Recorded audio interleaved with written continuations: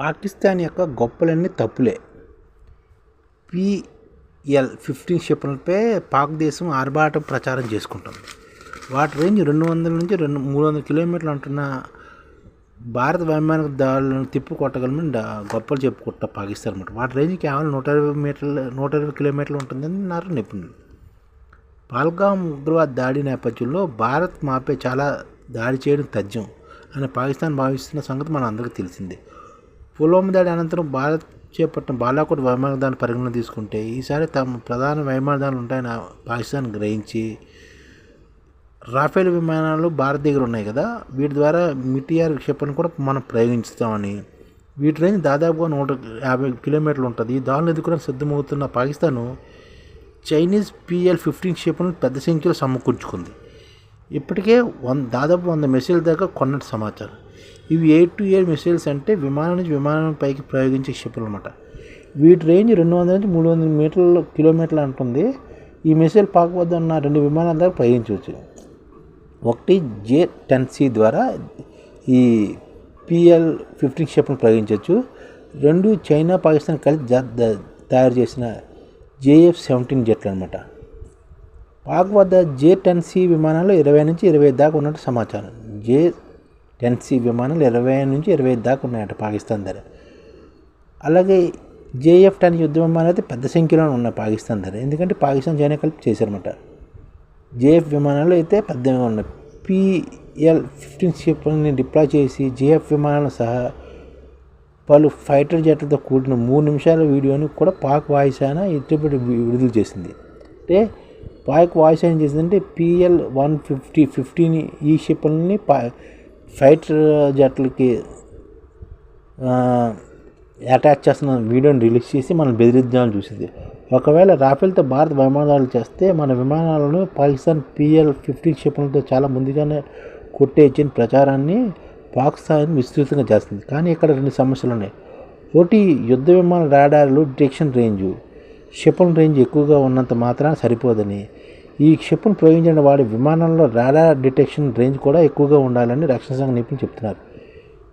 J-10C విమానాల్లో ఆ range ఎక్కువే కానీ JF-17 విమానంలో తక్కువగా ఉంటుందని వారిని వివరిస్తున్నారు.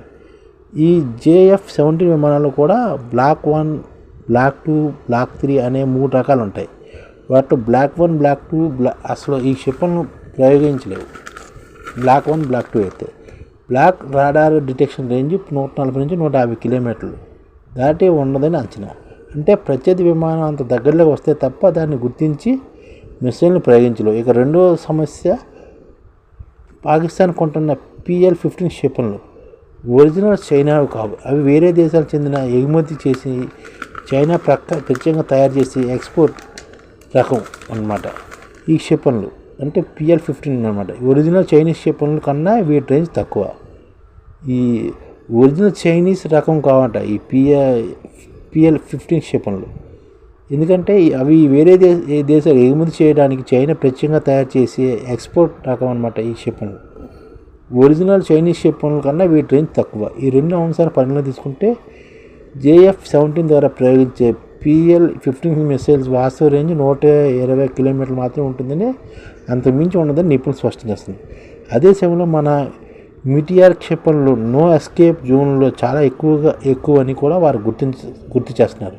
అంటే మిటిఆర్కు దొరికిన ప్రత్యర్థి విమానం తప్పించుకోవడం చాలా కష్టం. దీనికి తోడు మన వద్ద ఉన్న Su-13MK ద్వారా అస్త్రా-1, అస్త్రా-2 క్షిపణులు ప్రయోగించి పాకిస్తాన్ విమానం సులభంగా ఎదుర్కోవచ్చని, గగర్తన్ యుద్ధంలో భారతే పై అవుతుందని వారు స్పష్టం చేస్తున్నారు. అంటే పాకిస్తాన్ PL-15 క్షిపణులు ఉన్నాయని చెప్పుకోవడం కూడా పెద్దగా దానివల్ల ఉపయోగం లేదు పాకిస్తాన్కి.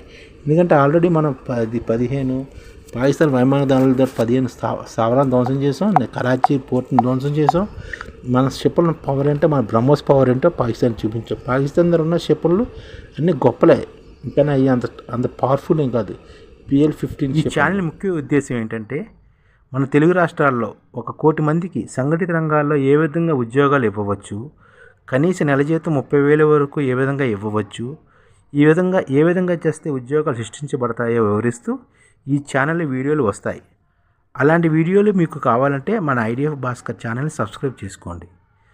ఐడిఎఫ్ అంటే ఇండియన్ డెవలప్మెంట్ ఫోర్స్. ఈ వీడియోలు చూసిన తర్వాత మీకు నచ్చితే లైక్ చేయండి, మీ ఫ్యామిలీ మెంబర్స్కి షేర్ చేయండి మరియు మీ ఫ్రెండ్స్కి షేర్ చేయండి. Thank you. నమస్కారం.